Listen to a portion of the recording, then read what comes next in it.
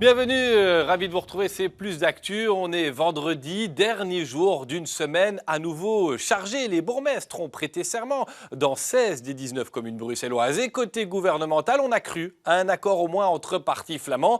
Mais c'est chez les francophones que ça a coincé. Alors qu'y a-t-il dans cet accord? Y a-t-il possibilité de négocier avec les francophones? On va le voir avec la formatrice néerlandophone. On accueille Elke van den Brand. Elle est toujours ministre bruxelloise en charge de la mobilité. Place à elle. Bonjour Elke van den Brand. Bonjour. Alors on y a cru, hein, vous avez annoncé une coalition côté flamand et ça a été recalé.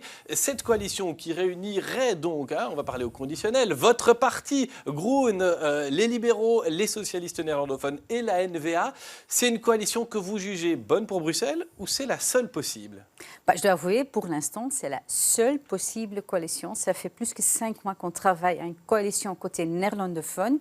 Pour rappel, les cartes sont distribuées d'une manière très fragmentée par les électeurs. On a 17 sièges pour les néerlandophones. Il faut une majorité de 9 sièges, mais il y a 8 partis. Alors, si on prend tous les vétos qui existent, le Vlaams Belang, évidemment, ils sont exclus sur le PTB, sur Team Foytaïdar, maintenant sur NVA. Il ne reste que 4 partis, dont il y a CDMV qui ne voulaient pas monter. Alors, c'était extrêmement difficile les derniers mois à travailler, à trouver des solutions. Il y a 3 postes au sein du gouvernement et c'est important à expliquer parce que dès qu'on a un poste au sein du gouvernement, on est autour du table au moment du débat, on peut suivre les discussions, on peut peser sur la politique. Alors, ne pas avoir un poste autour de la table n'est pas évident. Et on a pu finalement convaincre le VLD qui fait quand même une grand geste de dire voilà, on peut trouver un scénario dont on n'a pas un poste gouvernemental, mais on veut quand même être aux majorités avec un poste de commissaire du gouvernement. Ça leur permet aussi de faire en sorte qu'ils participent à cette coalition. Alors, ça a permis de débloquer la situation. Le OPVLD a clairement dit on veut faire ça avec une coalition le plus large possible et avec NVA. Alors, dans cette coalition, on arrive à une coalition Groen, OPVLD, Vooruit et NVA. Et ça, pour l'instant, main sur le cœur, c'est la seule coalition. Alors, on doit faire en sorte que ce soit une réussite. On parlera de ce que vous avez mis sur la table entre ces partis, mais vous saviez que notamment au Parti socialiste, on ne veut pas de la NVA. Vous êtes surprise de les entendre dire on maintient notre veto? Mais aussi pour Groen, ce n'est pas le premier parti dont on collabore. L'NVA et Groen, on est loin l'un d'autre, mais après 5 mois et demi, on doit dire on ne peut pas bloquer les institutions bruxelloises. Il faut former un gouvernement, il faut faire un budget, il faut faire un programme pour Bruxelles, pour gérer Bruxelles, pour utiliser le potentiel qu'il y a dans notre ville. Alors, à un certain moment, il faut dire maintenant, on a fait tout, on a testé tout et on y va avec cette coalition. Et s'il y a des questions, des demandes, des craintes, parlons-y autour d'une table, trouvons des solutions parce qu'on doit continuer. Quand vous avez discuté avec les partis néerlandophones, et notamment la NVA, dont certains ne veulent pas chez les francophones, vous avez eu l'impression d'avoir un parti responsable. Quand vous étiez ministre, vous l'êtes toujours, et la NVA dans l'opposition, vous avez pu travailler avec eux? Il faut maintenant travailler ensemble et c'est évidemment une partie qui aussi au niveau gouvernement fédéral et flamande est présente, même comme premier parti en Flandre au niveau fédéral. Alors évidemment, créer des bons liens sera crucial et on a des points de divergence sur certains points de vue, mais évidemment, on doit chercher ce qui nous puisse réunir et je pense que si nous doit réunir tous ensemble, c'est l'amour pour notre ville et l'ambition de faire mieux avec Bruxelles. Vous envoyez ce message vraiment à destination du Parti socialiste qui coince sur le principe d'avoir un parti nationaliste que lui qualifie d'anti-bruxellois. Je comprends que pour eux, ce n'est pas évident. Comme j'ai dit, c'est aussi pour Groen, mais c'est pour ça que je dis on n'a pas d'autre choix. C'est maintenant question de responsabilité, d'entamer les discussions et de chercher des solutions autour d'une table de négociation. Si on vous comprend bien, vous ne chercherez pas une autre coalition que celle que vous avez proposée?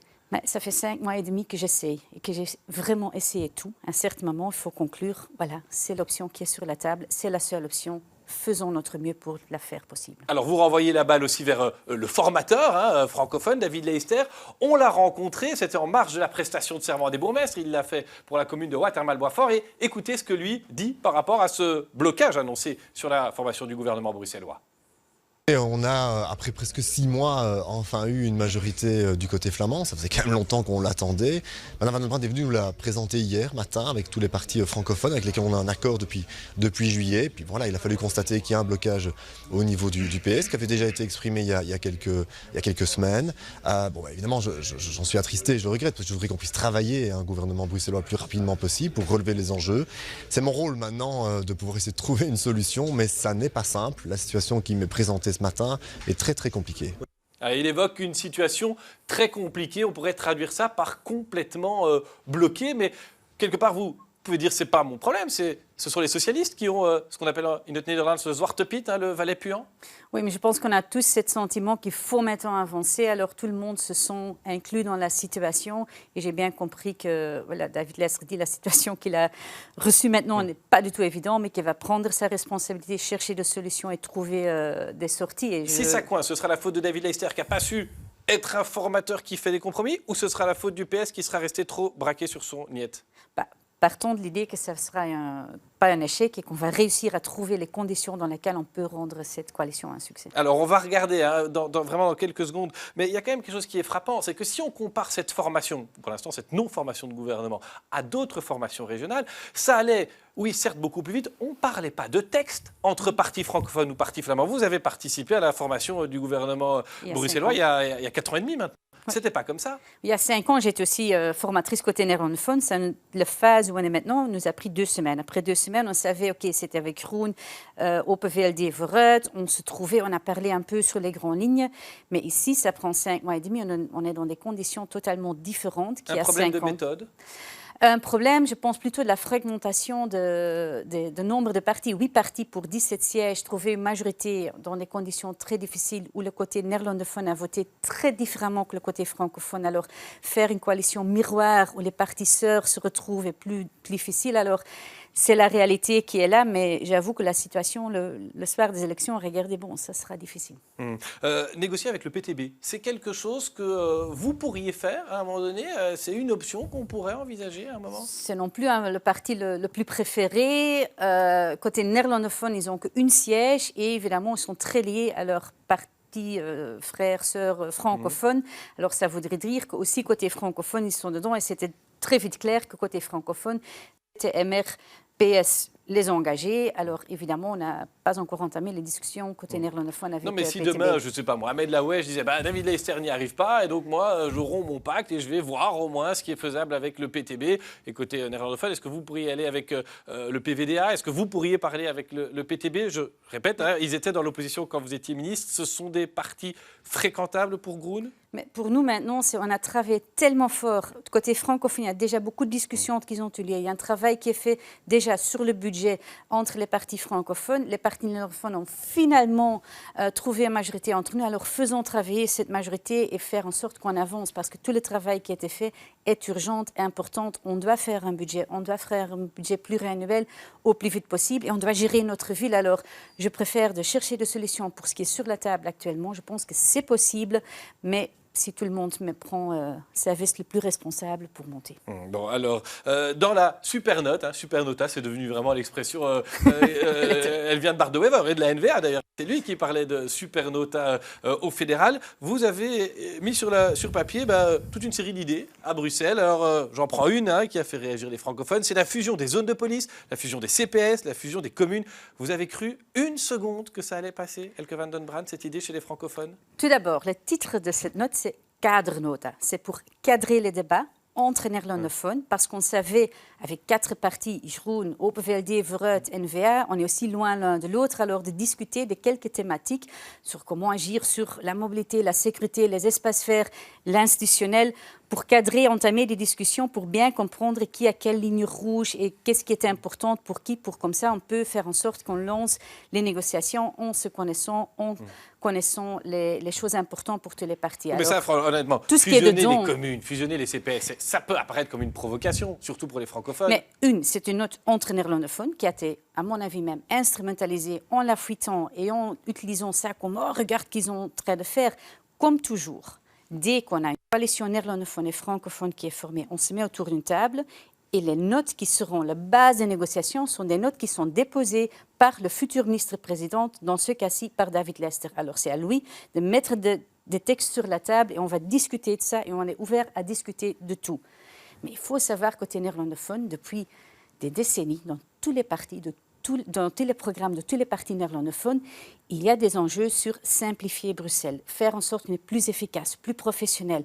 On a tout un débat sur les CPS. Alors discuter comment on peut mieux organiser notre structure des CPS, je pense que ça mérite le débat et je pense qu'on doit continuer à avoir ce débat. Et donc une réforme institutionnelle intra-bruxelloise, chez Groen, on est prêt à en parler, peut-être pas en copiant-collant ce que préconise la NVA, mais en tout cas, on est prêt à des rationalisations pour les écologistes néerlandophones. Non, discuter comment on s'organise, qu'on est plus efficace, qu'il n'y a pas de débat, oui, mais la région le veut, mais la commune ne veut pas.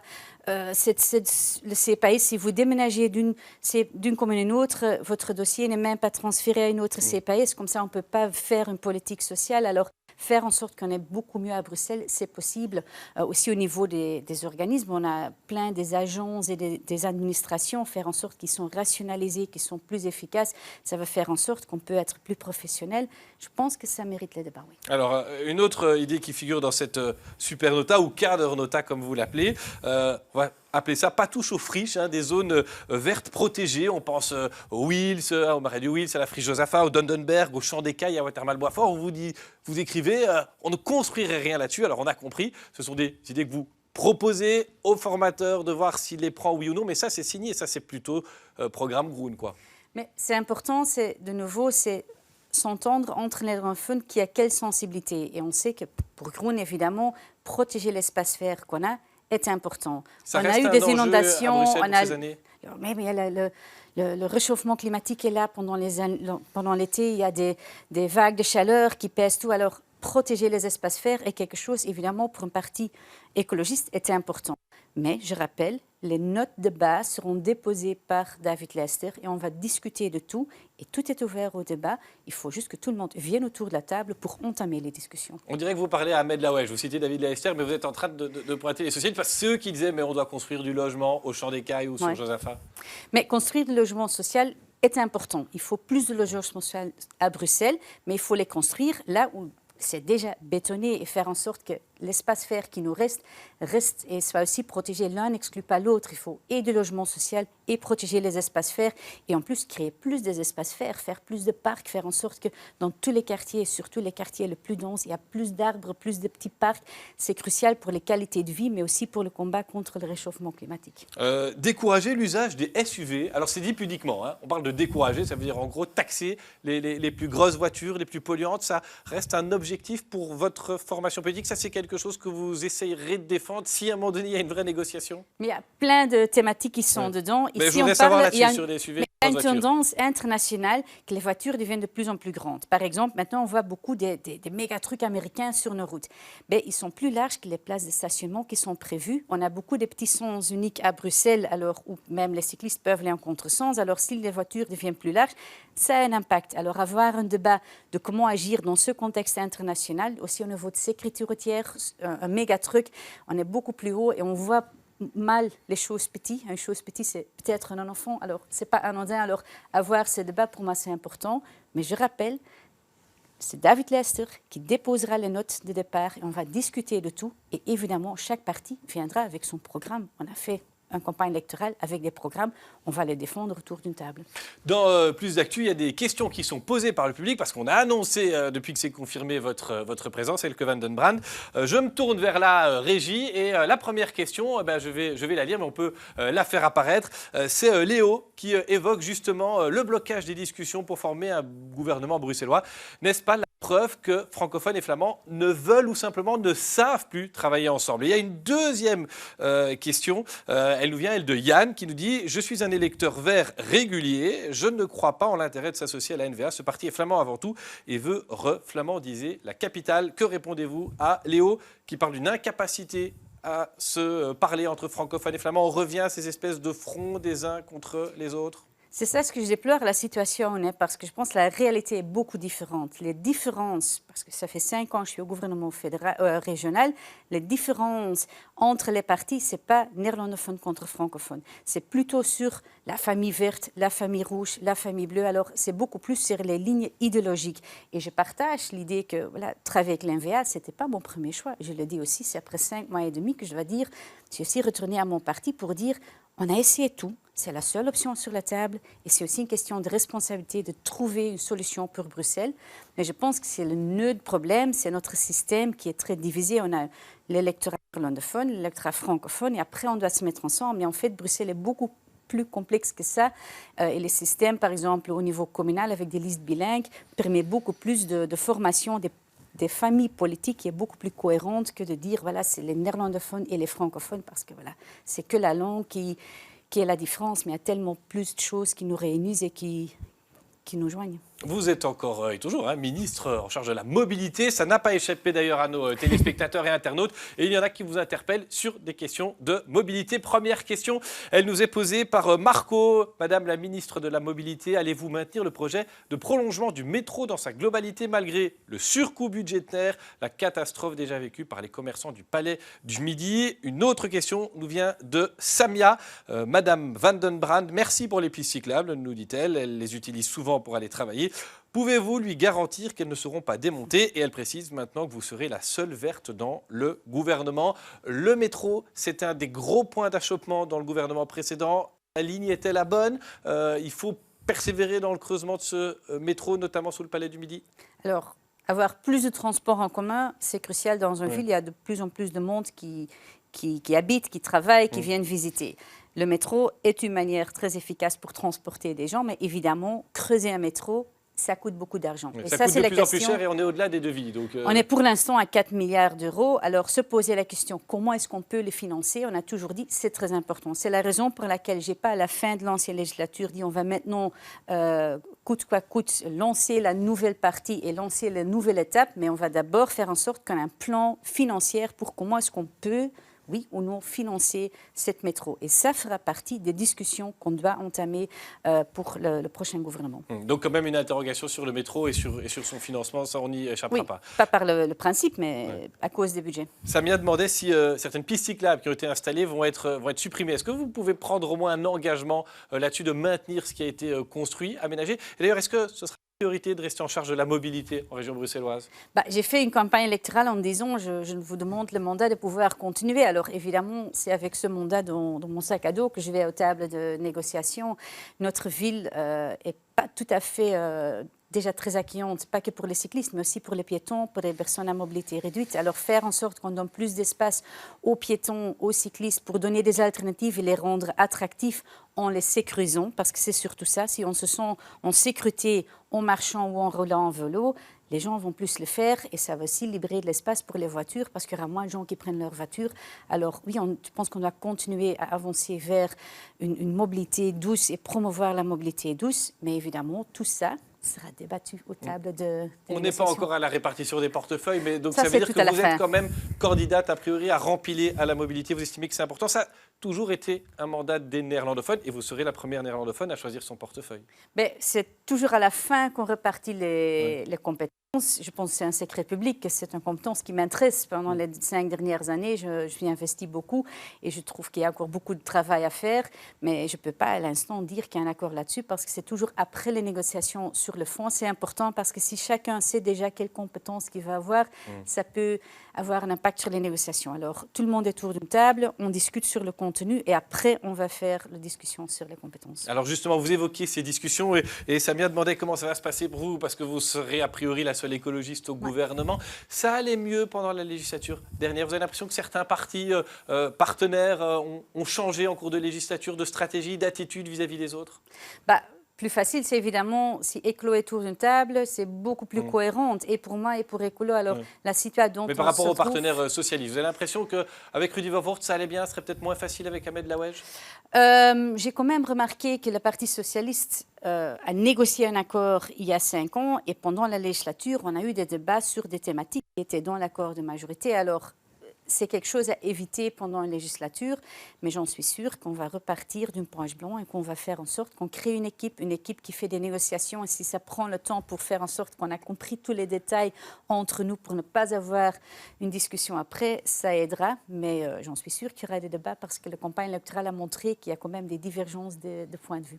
Là, maintenant, quand vous avez vu David Leyster, Ahmed Laouedj, Christophe de Beuquelaar pour cette réunion, qui n'est pas la première qu'on appelle comme ça, mais qu'on appelait quand même réunion de la dernière chance, vous vous êtes dit quoi formellement à la fin? Vous vous êtes dit on se revoit dans une semaine, on échange de quelle manière dans ces cas-là? Le message des 4 partis néerlandophones qui sont maintenant autour de la table, c'est on veut se réunir pour parler. On ne vient pas avec des exigences à prendre ou à laisser. Le cadre nota, c'est pour parler entre nous. On vient et on veut discuter. S'il y a des craintes sur la présence de certains partis, si c'est Jeroen N-VA, mettons-les sur la table, faisons le débat entre nous et faisons en sorte qu'on puisse avancer. Et ça, c'est le message que j'ai donné là aussi. C'est oui, je comprends que c'est une coalition très hétérogène, mais on n'a pas de choix de faire en sorte que ça soit une réussite. Et donc le dernier contact que vous avez eu, que ce soit avec David Leyster ou avec Ahmed Laouedj, c'était comment? Vous étiez autour de la table, vous êtes échangé par message, vous vous êtes appelé, vous vous êtes dit on se revoit la semaine prochaine? Évidemment, David Leyster, comme il a fait tout à l'heure, conclut qu'il a constaté une difficulté. Mais est-ce que vous avez dit que vous vous reverriez bientôt? J'espère qu'on va se revoir. J'ai vu David Leyster ce matin pour parler pour la suite et je sais qu'il va prendre les initiatives pour la suite. Mais pour lui, c'est une tâche extrêmement difficile. Je ne veux pas lui rendre la tâche encore plus difficile en disant ici dans un studio ce qu'il doit ou pas faire. Mais je sais qu'il va prendre l'initiative et je sais qu'il s'en occupe. Et alors, vous avez cité David Leyster. Qu'est-ce que vous dites à Ahmed Laouedj? Parce que c'est lui qui dit non à la NVA.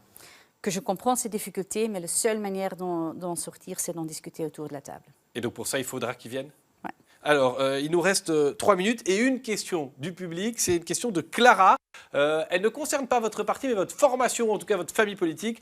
C'est un dossier dont on avait déjà parlé sur BX1. Écolo s'est entêté dans la création d'un étang de baignade non écologique, ce sont ces mots, à Anderlecht. Et vous, qu'en pensez-vous comme verte flamande? Voilà, c'est un étang de baignade, effectivement, qui serait aménagé à la baignade. Pour l'instant, on y voit des canards et une faune, une flore locale. Certains riverains, beaucoup de riverains d'ailleurs même, se sont mobilisés. Voilà, je vous pose la question. Elle vous la pose, je vous la pose ici maintenant, répondez-lui. Alors, c'est un projet qui a été amené par Alain Marron, qui a vraiment aussi une réqualification écologique de tous les sites. Alors, c'est une baignade en nature qui manque totalement à Bruxelles. Pendant l'été, on a plein de jeunes qui vont à Hofstade, à Gand, notamment pour trouver de l'eau pour se baigner. Alors, on n'a rien à Bruxelles. Alors, cherchons les endroits. Alors, c'est une option. Là, je pense que c'est un beau projet qui est là, qui permet, avec des limites de l'usage, on peut limiter le nombre des gens qui vont se baigner là, mais ça offre quand même une alternative à Bruxelles. On a aussi un projet qui était dans les cartons, dans le canal, pour nettoyer le canal et prévoir une partie pour le baignade. C'est aussi quelque chose qui existe, par exemple, à Copenhague et à des autres villes. Alors, faisons à Bruxelles aussi des espaces où nos jeunes et nos non-jeunes puissent se baigner en été quand il fait chaud, parce qu'on a besoin de ça. On a parlé des pistes cyclables, on a parlé de la mobilité, on a parlé de l'accessibilité de l'eau. On voit que tous ces projets sont bloqués. Quel est votre degré de confiance sur la possibilité d'aboutir à un gouvernement et dans quel délai? Peut-être encore avant la fin de cette année ou pas du tout? Le vrai deadline est déjà passé. Normalement, on attendait un gouvernement en été, alors on a déjà perdu beaucoup de temps. Alors maintenant, je pense qu'on doit s'avancer, prendre le temps qui est nécessaire pour bien discuter et au niveau budgétaire et au niveau sur le fond, sur les dossiers. Mais on n'a pas de temps à perdre, il faut avancer. David Leyster évoquait le risque d'agence de notation qui dégraderait la note de la dette bruxelloise. C'est aussi quelque chose qui vous inquiète? Oui, c'est quelque chose qui doit nous inquiéter parce que c'est en mars qu'il y a une instance qui vient voir la crédibilité de Bruxelles au niveau financier. Et si eux décident de réduire notre crédibilité, ça veut dire que les taux d'intérêt vont s'augmenter. Ça veut dire qu'on va payer plus d'argent pour les intérêts. Ça veut dire qu'il y a moins d'argent pour mener la politique. Alors oui, c'est quelque chose qui doit nous inquiéter. Merci Elke van den Brand d'être venu répondre à toutes ces questions. Le journal vous sera présenté par Arnaud Bruckner ce soir. Demain, dans Les Experts, Jean-Jacques Deleu recevra 2 bourgmestres, celle d'Oderghem, Sophie De Vos, et celui d'Etterbeek, Vincent De Wolf. Merci de vous informer sur BX1.